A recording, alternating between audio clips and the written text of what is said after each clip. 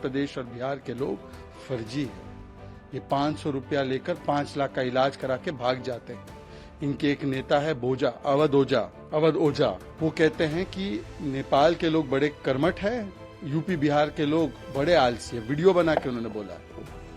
अगला नंबर गुरुद्वारों की जमीनें कब्जा करके अपने पूंजीपति दोस्तों को देना है, फिर मंदिरों की जमीनें कब्जा करके अपने पूंजीपति दोस्तों को देना है। ये मिल्कीपुर में कांग्रेस के साथ और दिल्ली में आम आदमी पार्टी के साथ, मतलब कि कोई कमिटमेंट किसी के साथ नहीं है। ओबीसी की लिस्ट में इंक्लूड करने के लिए केजरीवाल जी से बड़ा पूर्वांचल विरोधी, जाट विरोधी और हिंदू विरोधी कोई नहीं है। आजकल उनको जाट समाज याद आ रहा है। 11 साल तक आपने विधानसभा में एक रिकमेंडेशन पारित नहीं किया, एक रेजोल्यूशन पारित नहीं किया कि जाट समाज को आरक्षण मिले। आपकी ओबीसी कमीशन हर स्टेट की होती है जो रिकमेंडेशन देती है।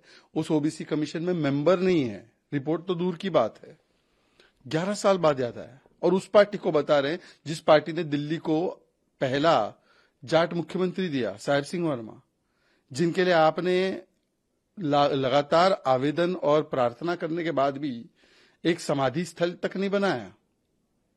और उन्हीं के बेटे जाट समाज के बहुत ही एक, मैं कहूंगा, कर्मठ नेता को, परवेश साहिब सिंह वर्मा को आपने देशद्रोही कहा। और किसान समाज के लोग ज्यादातर जाट समाज से होते हैं, उनकी किसान सम्मान निधि रोक दी। और आप बात कर रहे जाट समाज की। हमने तो उत्तर प्रदेश में दिया है आरक्षण, हमने हिमाचल में भी दिया है, हमने राजस्थान में भी दिया है। आपने क्यों नहीं रिकमेंडेशन किया 11 साल में? पूर्वांचलियों को भी गाली देने का काम किया। उत्तर प्रदेश और बिहार के लोग फर्जी है। ये 500 रुपया लेकर 5 लाख का इलाज करा के भाग जाते हैं।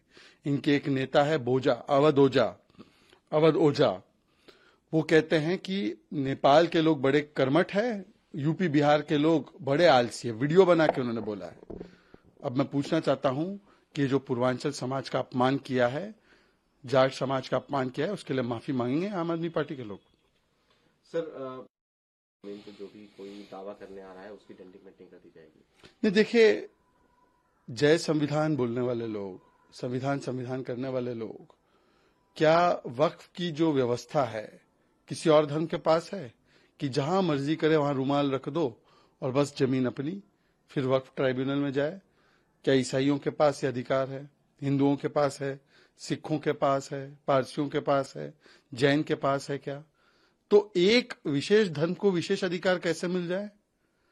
और वक्फ तो 1500 साल पुराना गांव क्लेम करता है जहां पे शिव जी का मंदिर, वक्फ क्लेम करता है पार्लियामेंट की बिल्डिंग, वक्फ क्लेम करता है विजयपुरा में किसानों की जमीन, और महाकुंभ जो अनंत काल से चला आ रहा है, मतलब जिसकी हमें करोड़ों करोड़ों वर्षों से होता आ रहा है, मतलब जब व्यवस्था ही नहीं थी वक्फ की कोई, उससे कहीं करोड़ों वर्ष पहले से, और वो कह रहे कि वो जमीन हमारी है। तो ये अतिक्रमणकारी लैंड ग्रैबिंग मानसिकता को संरक्षण दे कौन रहा है? ये कांग्रेस के लोग। ये कांग्रेस चाहती है कि कोई मंदिर, हिंदू टेम्पल या कोई भी जमीन किसान की ना बचे, और सब कुछ वक्फ के नाम कर दिया जाए। कर्नाटका में कर रहे हैं। तो इसीलिए कांग्रेस पार्टी वक्फ के संशोधन का भी विरोध करती है, और इसी पंक्ति में आम आदमी पार्टी, सपा, तृणमूल कांग्रेस सब इन्हीं के पीछे खड़े हुए हैं। सर, राम रही है, योगी आदित्यनाथ को एक महाअभिषेक करेंगे रामलला का। देखिए, ये बहुत ही एक ऐतिहासिक और पवित्र क्षण के हम साक्षी हुए जब 500 वर्ष के इंतजार के बाद प्रभु श्री राम अपने भव्य मंदिर में उन्हें विराजमान हुए वो, और ये करोड़ों करोड़ों करोड़ों श्रद्धालुओं के लिए एक ऐतिहासिक क्षण था। आज उसकी जब 1 वर्षगांठ पूरी हो रही है, तो मुझे लगता है कि पूरे उत्तर प्रदेश में नहीं, पूरे भारत में ही नहीं, पूरी दुनिया में इसका जश्न मनाया जा रहा है। पर दुख की बात यह है कि कुछ लोग आज भी जिस प्रकार से राम मंदिर के विषय में ऐसी टिप्पणियां करते हैं जो दिल को दुखाने वाली होती है। राम गोपाल यादव जी कहते हैं राम मंदिर बेकार था, पाखंड कहते हैं। मिस्टर राहुल गांधी, जिनका संबंध रोम से ज्यादा राम से कम है, वो कहते हैं कि राम मंदिर प्राण प्रतिष्ठा में नाच गाना होता है, कोई बोल देता है कि राम जी का अस्तित्व नहीं है, कोई शिवलिंग का मजाक उड़ाता है, कोई मठाधीश को माफिया बोलता है समाजवादी पार्टी के लोग, महाकुंभ का भी मखौल उड़ाते हैं। तो सनातन और राम मंदिर और हिंदू को दो गाली ताकि मिले वोट बैंक की ताली, ये बन चुकी है इंडी अलायंस की पूरी प्रणाली। मंत्रालय ने प्रेसिडेंट को मांग की है मुकदमा चलाने के लिए सत्येंद्र जैन को लेकर, क्या कहेंगे?